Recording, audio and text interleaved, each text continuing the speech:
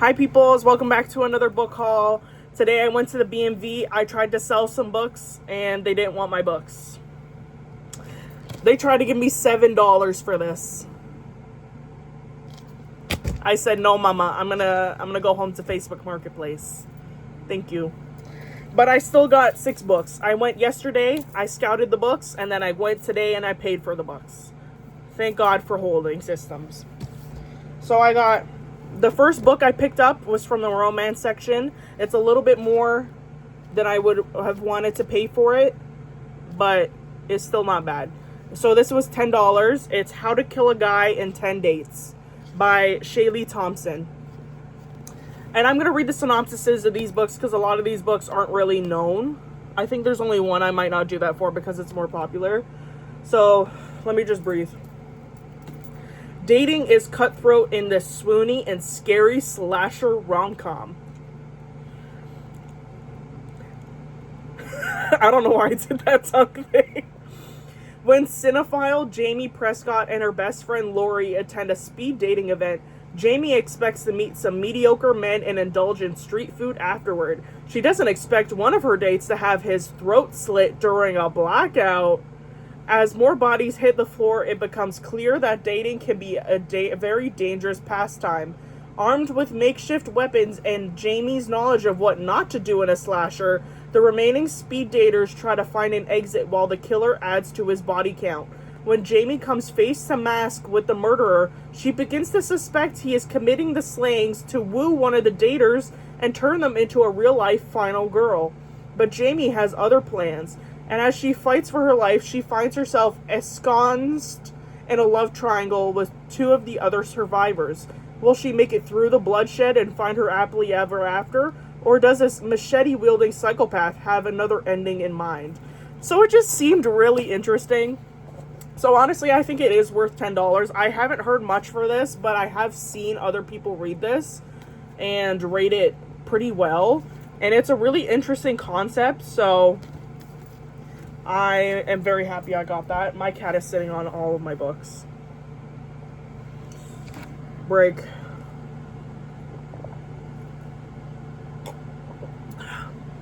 I love water. The next one that I found, excuse me, you cannot have my water, is Forged by Blood by Ehigbor Okosan. Sorry, I butchered that completely, but you can see it there. And the cover is stunning. Stunning. It is February. It is Black History Month. I am trying to, although I already have my TBR set, I am trying to at least mindfully buy more books. I mean, I'm always trying to buy more books with diverse characters and diverse authors because as a fantasy writer myself, why are you going to write fantasy if you're just going to make the Aryan race? It makes no sense to me that you're making fantasy and you just have white people. That bothers me. It's uncreative. I'm sorry. It just gives wrong. Anyways, but I'm trying to read more diverse fantasy, especially, and just because you should. It's not excuse me, not just because it's Black History Month, but I'm definitely making more of a conscious effort. Actually, I thought this was more indigenous inspired, but I think it's indigenous African inspired. Let me read the synopsis for you. In the midst of an authoritarian regime and political invasion, Demi just wants to survive. To avoid the suspicion of the non-magical Aegis who occupy her ancestral homeland of Ife, to escape King Sorensen's brutal genocide of her people, the darker-skinned, magic-wielding Oluso, and to live peacefully with her secretive mother while learning to control the terrifying blood magic that is her birthright. But when Demi's misplaced trust costs her mother's life, survival goes away to vengeance. She bides her time until the devious Lord Ekwenzi grants her the perfect opportunity, kidnap the AG Prince Jonas, and bargain with his life to save the remaining Oluso. With the help of her reckless childhood friend Colin, Demi succeeds but discover that she and Jonas share more than deadly secrets. Every moment tangles them further in a forbidden, unmistakable attraction, much to Colin's and Demi's distress. So it seems like a love triangle. There's a little bit more, but I think that's good enough. It seems... Actually, let me read the bottom. It says, a tale of rebellion and redemption, race, class, love, and trust and betrayal, forged by blood, is an epic fantasy at its finest. So, it's a fantasy that deals with race issues and political issues, which I find very interesting and very important to read in fantasy. And I find what makes fantasy interesting. So I'm very excited to read this one. This one was not one I've ever seen before, so I love finding new books that just get me interested. Like, I love being influenced, but I also love finding a gem. And I found many gems. One of the books I saw at the BMV is called Skin of the Sea. And I passed on it, and I regret that to this very day. And that was definitely a gem I found there. But one that is, at least looks kind of similar to it, is another one I found called Sing Me to Sleep. I think I've heard of it before, but it's by Gabby Burton. It was only $6.99. So this one was $10. This was $6.99. So, Saoirse Sarkova survives on lies. As a soldier in training at the most prestigious barracks in the kingdom, Saoirse lies about being a siren to avoid execution, so she's a siren. At night, working as an assassin for a dangerous group of mercenaries, she lies about her true identity, and to her family, Saoirse tells the biggest lie of all, that she can control her siren powers and doesn't struggle constantly against the impulse to kill. Does that not sound fucking cool? As the top trainee in her class, Saoirse would be headed for a bright future if it weren't for the need to keep her secrets out of the spotlight. But when a mysterious blackmailer threatens her sister, Saoirse takes a dangerous job that will help her investigate. She becomes a personal bodyguard to the crown prince. Saoirse should hate Prince Hayes. After all, his father is the one who enforces the kingdom's brutal creature segregation laws. But when Hayes turns out to be kind, thoughtful, and charming, Saoirse finds herself increasingly drawn to him, especially when they're forced to work together to stop a deadly killer who's plaguing the city. There's so much going on. Just from this fucking synopsis, there is about 1 million things going on in this book. But I heard it's very, very good. And also, it's there's romance in it. It seems like a little bit of enemies to lovers. There's sirens. I'm really interested in the siren aspect. There's assassins, apparently. Like, there's just a lot going on, and that's the interesting part. I kind of like a plot-heavy book where it's just like, wow, there is so much going on here, because it's just like boom, boom, bam, boom, bam, boom, bam, bam, boom, boom. Like, I just need it to make sense, though. Anyways, I'm very excited for this book. It also looks beautiful. Let's see what's under the dust jacket. Okay, it just looks plain under the dust jacket. But she's beautiful. Like, she's stunning. Are you kidding me? So, I'm very excited about that. The next two I got are a little bit less exciting. I feel like I kind of just bought them to buy them. Ow. This one, I'm not sure about, but I've heard is good. It's called The Bone Shard Daughter, which isn't a convincing title to me. The Bone Shard Daughter. It was $10, and they did have, I think it's a trilogy. They had at least 3 books out of the series there. I'm not sure how many there are. This is a more popular book. It was in the sci-fi section, but let me read it to you. In an empire ruled by bone shard magic, the former heir to the emperor will fight to reclaim her magic and her place on the throne. In this stunning epic fantasy debut, the Sukai dynasty has ruled the Phoenix Empire for over a century. Their mastery of bone shard magic powering the monstrous constructs, that maintain law and order. But now the emperor's rule is faltering, and the revolution is sweeping across the empire's many islands. Trapped in a palace of locked doors and secrets, Lynn is the emperor's daughter, but is not his heir. Her childhood memories have been erased by a mysterious illness. The only way to reclaim her birthright and overthrow her despotic father is to master the art of the very bone shard magic that his subjects fear. But the secrets behind her father's power are dark and deep, and when the magic he wields does not come without a cost, When the revolution reaches the gates of the palace itself, Lynn must decide how far she is willing to go to claim her throne and save her people. So, this doesn't seem like romance, but it seems like a fantasy. Like, it seems like heavy fantasy. Or, I think epic fantasy is the right word. So, there's like 1,000,004 reviews on the back. I feel like I was more influenced into this one. And I was just like, I might as well get it. So yeah. I'm not sure how good this one will be.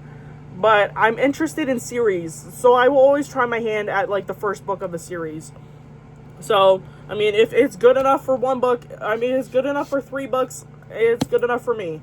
So, and it seems very interesting. I think it's a little bit of a switch up from my usual romantasy. I feel like so many of them are just like, oh my god, I'm a fucking assassin, and then I'm teaming up. It's basically like Throne of Glass, like just rewritten about 1,000 times. I'm not saying Throne of Glass was the blueprint, by the way. I only know so many books. That's it. I'm just stupid. Don't. Please. Please. Anyways. But you know what I mean? Like, I feel like it's very, like, everything's enemies to lovers now. And while you know what? I don't even care for enemies to lovers. I just like the romance. You know what I mean? Like, enemies to lovers is not my favorite trope, but why is every fantasy enemies to lovers? Can we just fall in love? Can we just have love? Why do we have to fucking hate each other all the time? I get it's more interesting. Whatever. I'm just saying it's not my favorite trope, but it's in every fantasy, so I kind of have to swallow it. And honestly, it's not like it's bad or anything. It's just not my favorite. But I feel like a lot of fantasies are just rewriting the same shit. And I might like slop. I do like slop. But sometimes I want something a little more original. And this definitely seems fucking original. I'm tired, y'all. I'm tired and I need a fart. Y'all don't understand how hard it is making these videos when you're gassy. What the fuck am I talking about? Okay. The next one from my original haul. The cheapest one out of all of them. $5.99. The Gilded Crown. I think I've heard of this one before. But I'm not 100%. But I feel like I've heard of it. A Raven's Trade novel. Is this the first book? Hold on. When it says it's a blah blah blah novel, I just get afraid that it's not the first book. If this isn't the first book, I might actually kill somebody. I mean, it didn't seem... Okay. I think I'm overthinking it. Okay. Since she was a little girl, Helivir has been able to raise the dead. Every creature can be saved for a price demanded by the shrouded figure who rules the afterlife and takes a little more from Helivir with each soul she resurrects. Such a gift can rarely remain secret. When Prince Sullivan, sole heir to the kingdom's throne, is assassinated, the queen summons Helivir to demand she bring her granddaughter back to life. But once is not enough. The killers must strike again. The princess's death would cause a civil war, so the queen commands that Helivir remain by her side. But Sullivan is no easy woman to be bound to. Even as Helivir begins to fall in love with her, with the threat of war looming, Helivir must trade more and more of herself to keep the princess alive. Am I reading her name right? Sullivan? I think it's Sullivan and not Sullivan. And death will always take what he's owed. So this is a sapphic romance. Whatever that means. No. Like I said, I don't... As a queer person, sometimes just reading male-female romance bores me. bores me and makes me a little bit dysphoric. So reading a sapphic romance will hopefully switch things up. And it was cheap. It was $6. I mean, it's an okay length of a book, but apparently it's in a series, so hopefully it's good. And the last book, the last but not least, the most expensive.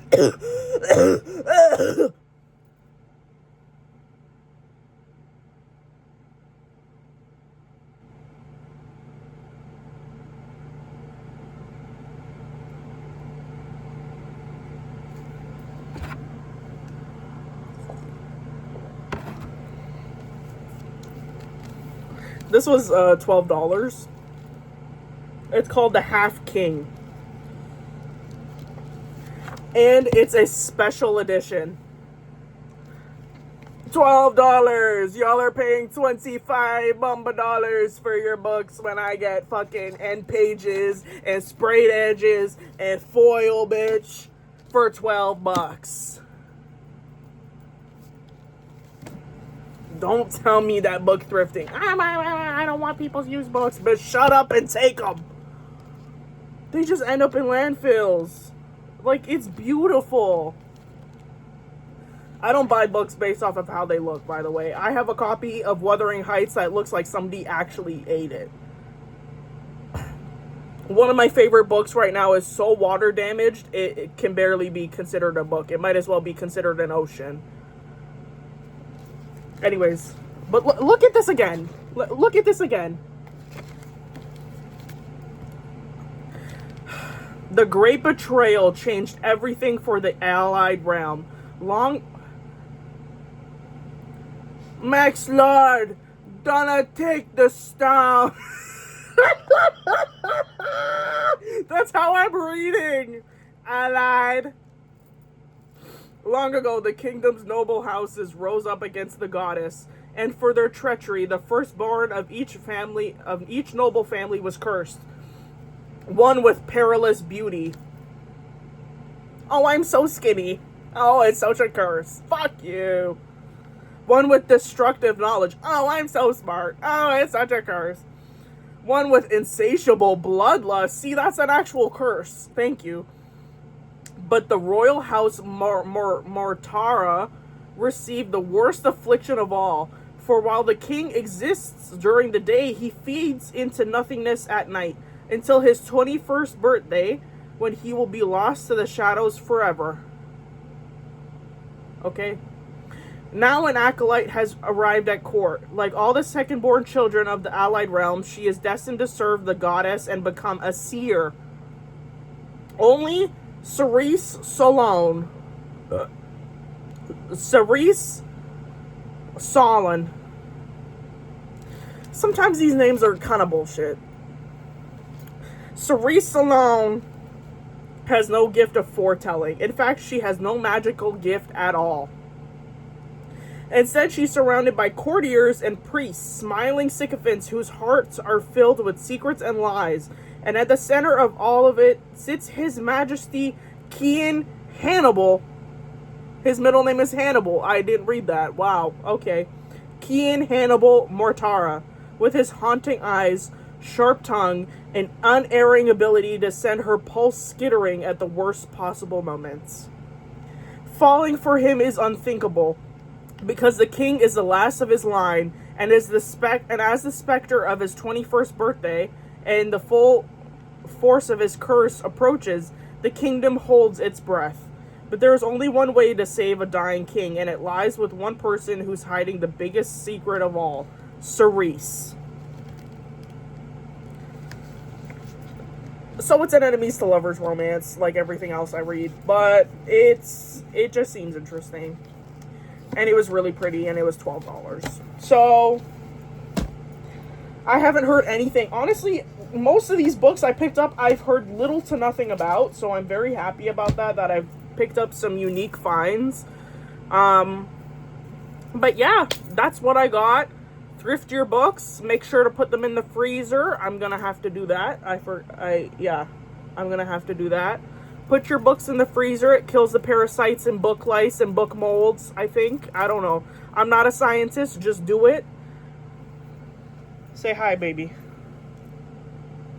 I like to move it, move it. I like to move it, move it. I like to move it, move it. I like to move it. Okay. And yeah, thrift your books. You know, commune with your you cannot drink that. Stop. Commune with your friends. Like, I have a little library in my Instagram profile that my friends can lend and borrow books from. Just do it. Like, make sure these books don't end up in landfills. Collect books, but also read them. Like, reading is a great hobby to have. And sorry, you're being such a penis right now. You're just like your father. Anyways, that's it. That's it for me, peoples. Have a great day. Bye.